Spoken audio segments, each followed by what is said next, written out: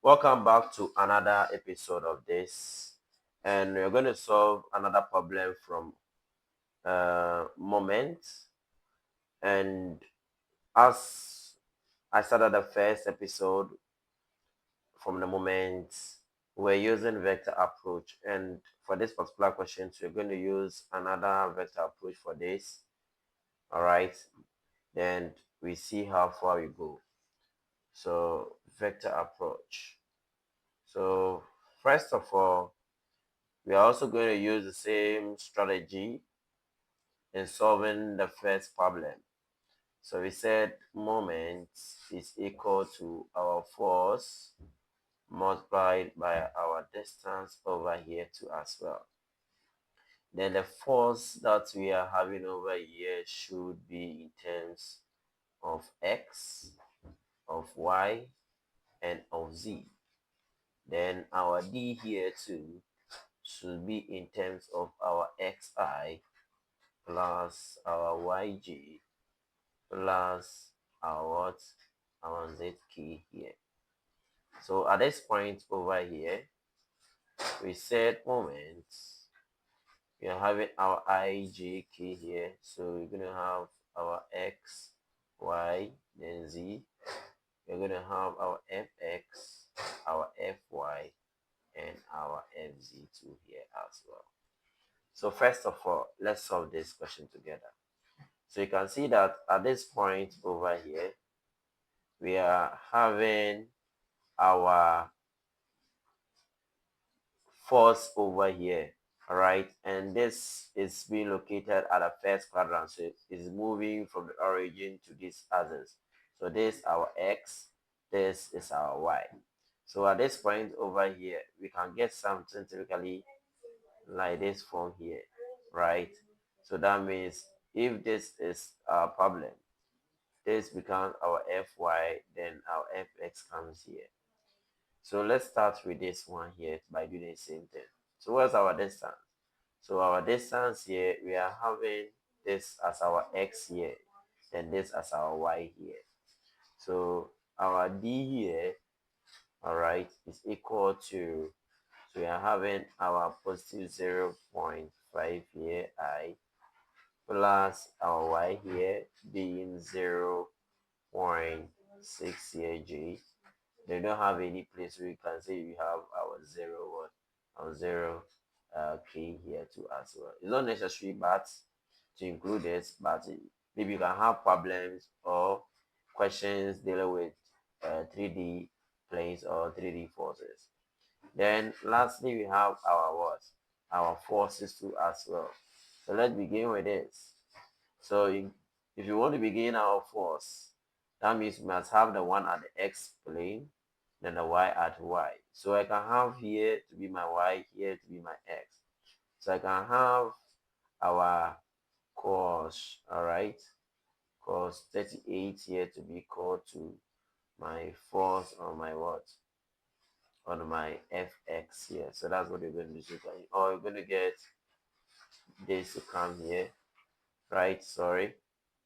You're going to have our fx on f, all right. So let's do this together. So you're going to have our cos 38 here to be equal to our fx here on my what, on my f. So that's what I'm having here. So let's see. So if it's for the one in my horizontal plane, I'm going to have our fx to be equal to our f cos 38 here. Then the one at y, the same thing to be my fy to be equal to f sine 38 as well. So in all, I'm going to have our um our forces at this point, the one at x. What about the y? So I don't know my one at my z plane, so I'm going to have my 0 here too as well.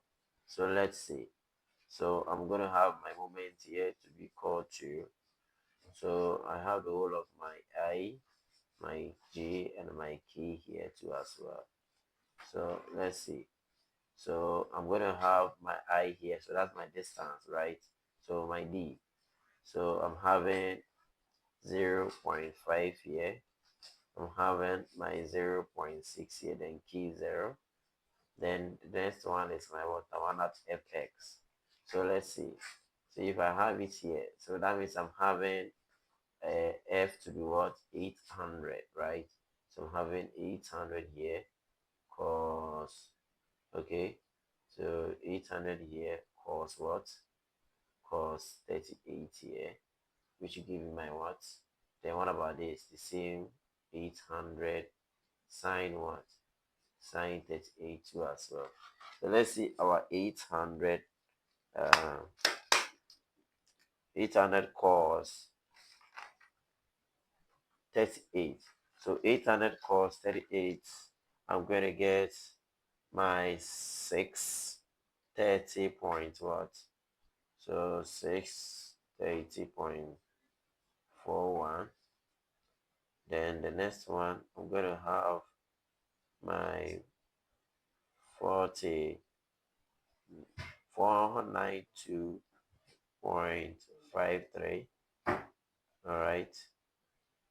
Then let me clean this one well so that I can write everything there well.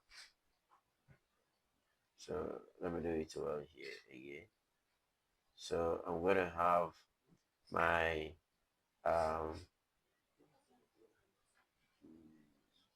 so let me make it large. So my I here, my J here, my K here. So I'm having my 0.5 here, 0.6 here, 0.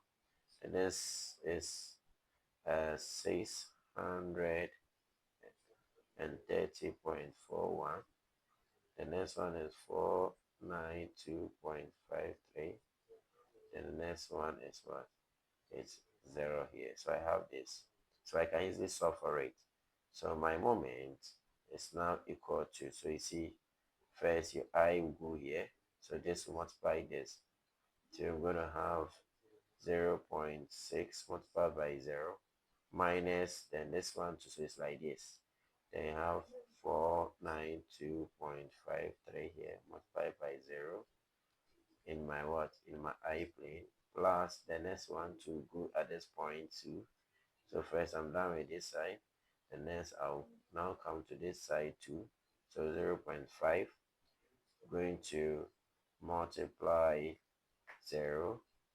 All right, then minus this one to multiplying this, minus 630.41 multiplying 0 here, then as my G component, plus then the last one, I'm going to cancel this and this.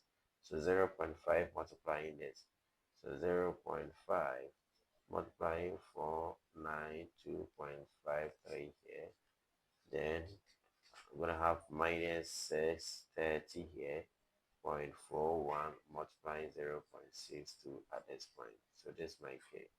So you can see the whole of this becomes 0, 0. So I'm going to have my 0I plus, all right, this one to 0, then this to 0. So we're going to have 0J. Then lastly, let's see this.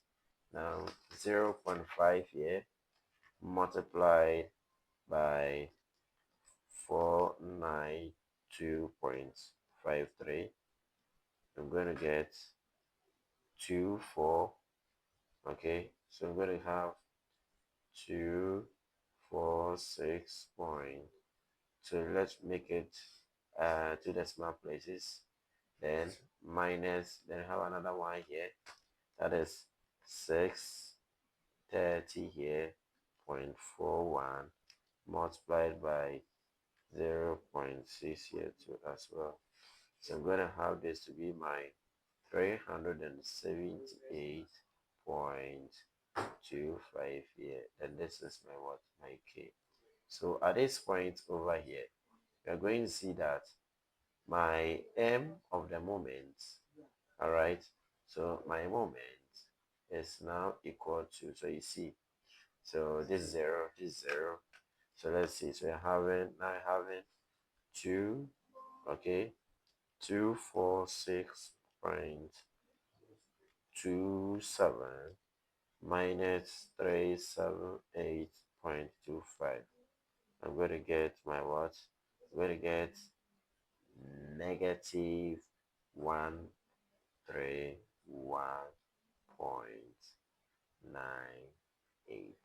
All right. So the meter. So if you have it in a component form, you can even find the square root of it, put negative 131 or put 131.98 inside. We're going to get the moments like this. Thank you very much for having me. Bye.